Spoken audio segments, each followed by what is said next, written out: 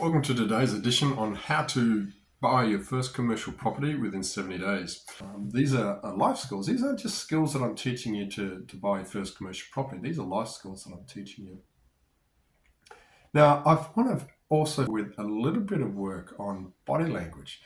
It used to be quite big in the 80s, it's trendy with people like Alan Pease. He got a lot of work out of that. Um, Fell down a little bit when it got to the hardcore research, so suddenly realized that people are more complicated. But there's a few things that I would like you to have a think about, just to once again make sure that you have a balanced arrangement. I remember when we talked about the disc profile. You may have a dominant person. Yeah, you can find a dominant person will be, if you have a meeting, quite often they will prefer to be on the business end of the table and you're on the client, or employee end of the table. If you get that, if you're not comfortable with taking that slightly lower position, and taking that slightly lower position doesn't mean you're wrong. It just means that you recognize that, okay, this is how they want to work. If you're comfortable working that, then keep them comfortable. If, however, you aren't comfortable with the way things are going and you need to get that relationship more even, then some of the things you can do is get them from behind the table. Say, look, and be open and honest with them. Remember, dominant people only respect straight up. Say, look, I'm not real comfortable with the fact that we're on opposite sides of the desk. It makes me feel like we're adversarial. And they go, oh, okay, we don't want that. Can you come over here and we can sit? They'll usually always have a table for two on the side. Can we sit out here more open, or can you drag your chair around this side of the table in the worst case scenario so that we're both on the same side of the table? That physical being on the same side of the table breaks all sorts of psychological parameters. So that's one thing you're going to look at. Quite often you'll find it if they come to your place, that's a good aspect. If you're sensing that you've got a dominant person and you're not comfortable with the level of their dominance, that's the key point. If you're not comfortable with their level of dominance, so if they've got an appointment for 7:30, that's fine. Can you come to my place?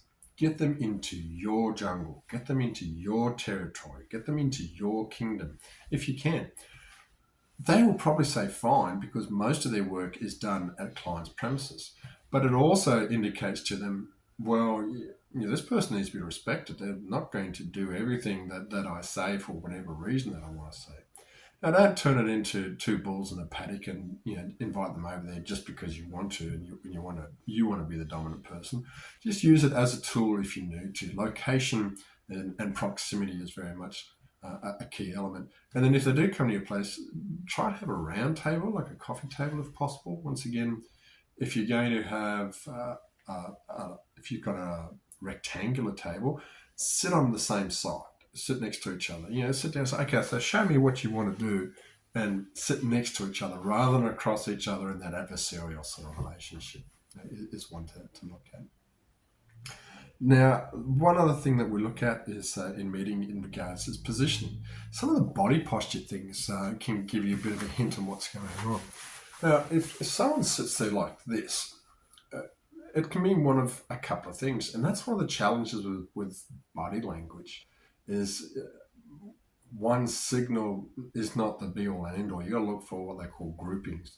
But you've got a situation, if their arms are together, it's one of two things. Either they're a dominant sort of type person, or they could be really scared, or they're locked out and they're disengaged. But what it does is it generally shuts someone down. They don't talk a lot because the arms restrict the lungs and they can't get enough air in. So to get them opening up, which is a non-defensive posture, which is what you want to do, that you get more open communication. There's a fair bit of logic in body language. Get them open them up is ask them a question. Make it an open question. An open question is something that needs a long answer. So it's not, the weather was fine today, wasn't it? No, yes, no. That's not an open question. If you go, so how do you think the weather patterns will pan out for the next 30 days?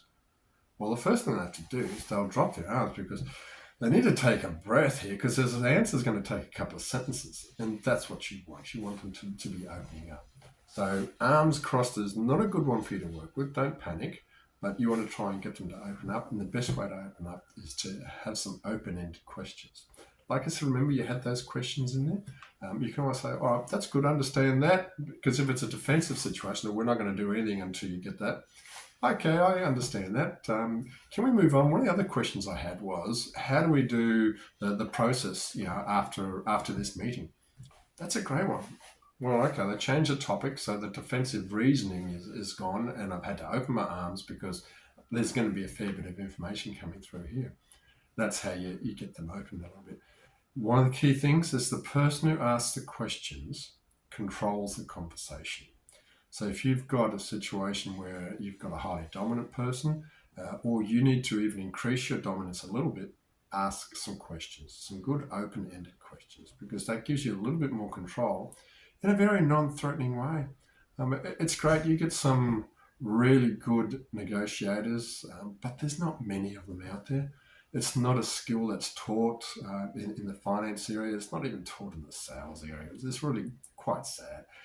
Everyone's pretty well given a job, a briefcase and a calculator and told to go and make target. And those who make target survive, and those who don't, they don't care. There's very little training sometimes provided. So don't worry too much if people haven't got that skill.